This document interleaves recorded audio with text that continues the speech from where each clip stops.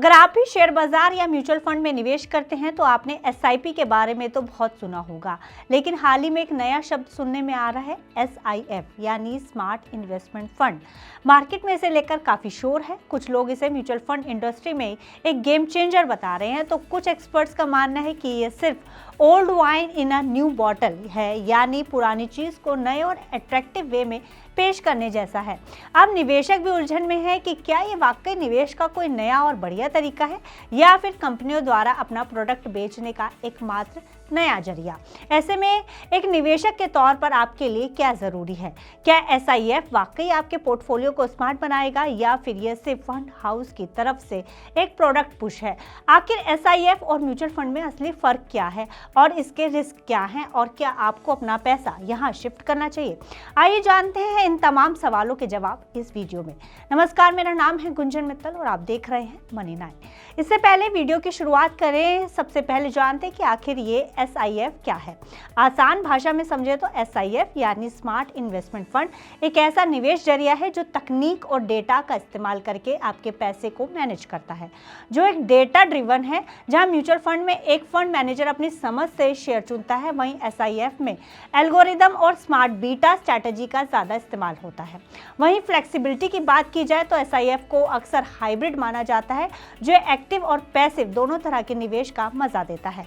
और टारगेट की बात की जाए तो इसका लक्ष्य मार्केट के बेंचमार्क जैसे निफ्टी या सेंसेक्स को सिर्फ फॉलो करना नहीं, बल्कि उसे स्मार्ट तरीके से पछाड़ना है। अब एसआईएफ और म्यूचुअल फंड में क्या अंतर है, इस पर बात की जाए तो एसआईएफ आपके पुराने म्यूचुअल फंड से कितना अलग है, जिसमें पहला है मैनेजमेंट स्टाइल। म्यूचुअल फंड में फंड मैनेजर की सोच ह्यूमन इंट्यूशन हावी रहती है, वहीं एसआईएफ में नियमों पर आधारित निवेश यानी कि रूल बेस्ड इन्वेस्टमेंट होता है। वहीं एक्सपेंस रेशो की बात की जाए तो चूंकि एसआईएफ में टेक्नोलॉजी का ज़्यादा इस्तेमाल होता है, इसलिए कई बार इसका खर्च एक्टिव म्यूचुअल फंड से कम हो सकता है, लेकिन ये इंडेक्स फंड से महंगा होता है।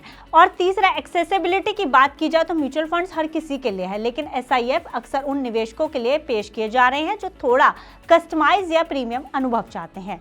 अब क्या ये वाकई जरूरी है या सिर्फ प्रोडक्ट पुश है, यानी क्या एसआईएफ निवेशकों की जरूरत है? तो सबसे बड़ा है मार्केटिंग का खेल।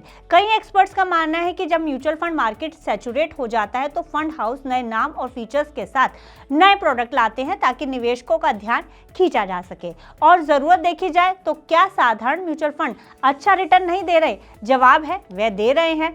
तो एसआईएफ की जरूरत तभी है जब आपको किसी खास सेक्टर या खास फैक्टर में निवेश करना हो।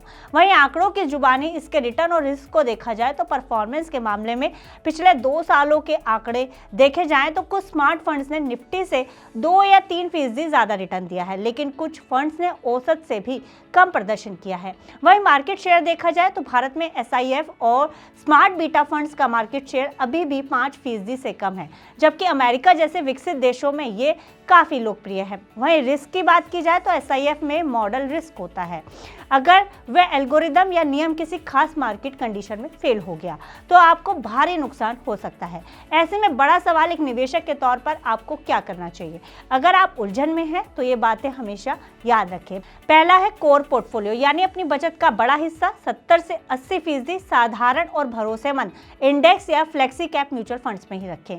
दूसरा, एक्सपेरिमेंट। अगर आप बाजार के थोड़े पुराने खिलाड़ी हैं और रिस्क लेना चाहते हैं तो पोर्टफोलियो का 10 से 15% हिस्सा एसआईएफ में डाल सकते हैं। और तीसरा, लागत देखें, खर्च देखें। निवेश करने से पहले एग्जिट लोड और एक्सपेंस रेशो की तुलना जरूर करें।